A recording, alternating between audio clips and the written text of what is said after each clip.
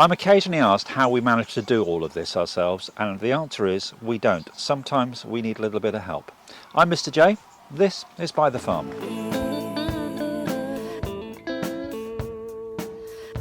As you can see, Liz is in her happy place here in the farm gym because she's got a pile of wood chips to work with.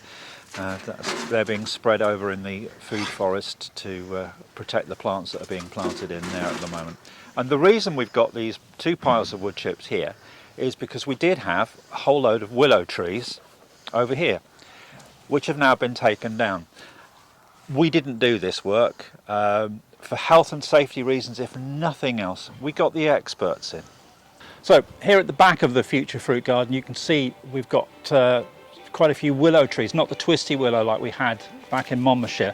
These are less twisty, but they will be great for firewood. They're good for coppicing. It's good biofuel for us, for the wood burner, and also for our stove in the house. And the wood will be put to good use.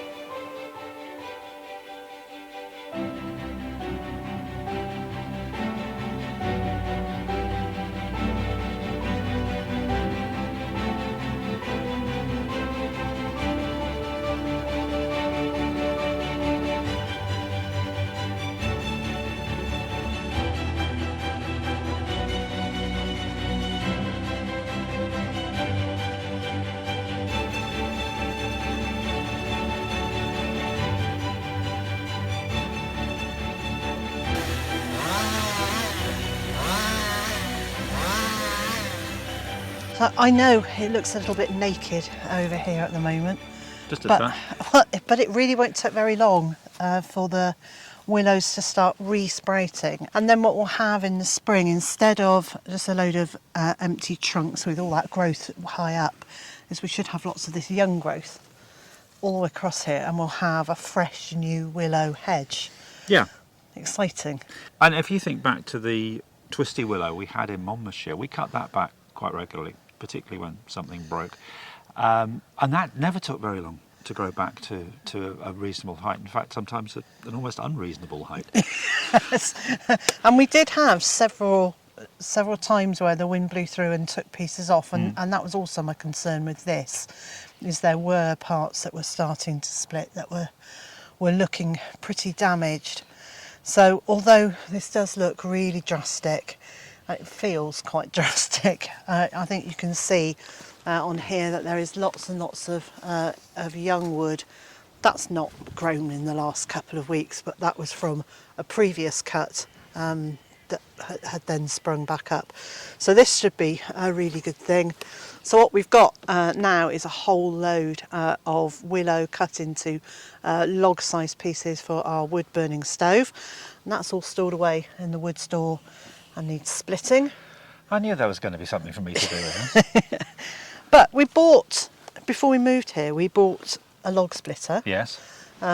Which I can't work out how to use. And then I read it needed some oil, so we've ordered the oil, blah, blah, blah. I'm not great with bits of kit that aren't just like completely ready to use, like a pitchfork or an axe. Or a strimmer that comes with all its component parts so that you can put it together and even arrives with the tools. Yes. So if you haven't seen that video yet, Mr. J looked at one of the tools that we've bought recently was it your last video? I think it was my last video. So I'll link to that. One thing I should say about that, in that video I asserted that the brand that I'd chosen was German. It's been pointed out to me that actually they're American, so I do apologise for getting that wrong, and I hope I didn't cause any offence.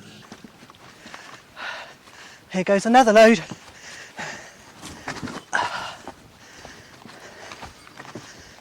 Another job we've had the experts in to do recently is putting some fences in and sorting out some stock fencing for us.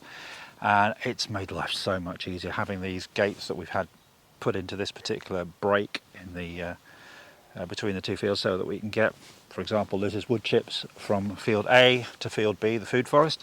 That's just made life so much easier for us. And it's great because we've got people in who really know what they're doing. They've been able to show us a few tips and tricks for working these sort of things out for ourselves in the future as well, which is good. But the other nice thing is, and this might just be a personal take on getting people in to give you a hand with stuff, It's also great to be able to support the local economy by using local people who really know what they're doing. Speaking of people who really know what they're doing, I think the thing about getting other people in to help, or not even to help, but other people in to do the jobs that we can't do, it means that we can concentrate on what we can do and what we're good at. And it's easy for you to say, I'm lousy at this. well, you know, this is my thing, isn't it? But we can concentrate on the things that we enjoy, the things that we feel comfortable with and knowledgeable about, and leave the other stuff to people who know what they're doing, because the risk of us doing stuff that would be like permanently damaging, or damaging to us, damaging to our environment, it's just so high when we don't know. And the thing is that we will also learn from these people. We will take tips. It's very important, I think, to recognise where you might have a gap in your knowledge.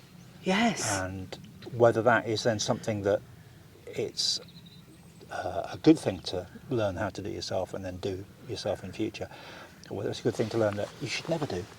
You should always get someone else in to do it. I tell you what, I think cutting down really tall trees is one of those things that I can't see us doing that. I can't see us doing. Smaller trees, yeah, but we're not spring chickens anymore, and although we can learn lots of new skills, there are things that we're not going to learn.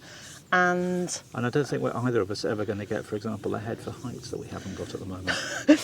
Says the woman who was wobbling 3 steps up a ladder, changing a light bulb yesterday. Yeah, I'm not paying someone to come in and do that for you. No, light bulbs we can do. I actually think it's really important to recognise your limitations, to recognise the things that you just don't know, or that you don't know well enough to do properly, and also to know which ones are worth learning and which ones it's just better to get someone else to do, so that you can concentrate on what you're good at. And I think it's a real strength to be able to say, no, I don't know that, or I'm not good at that, and I need to either learn it or I need to accept that that's just not the thing I do, and I'll get someone else to do it. And so, thank you for your company today. I hope you found our waffling of vague interest. And until the next time we're together, please take the best of care of yourself and those around you. Bye-bye for now.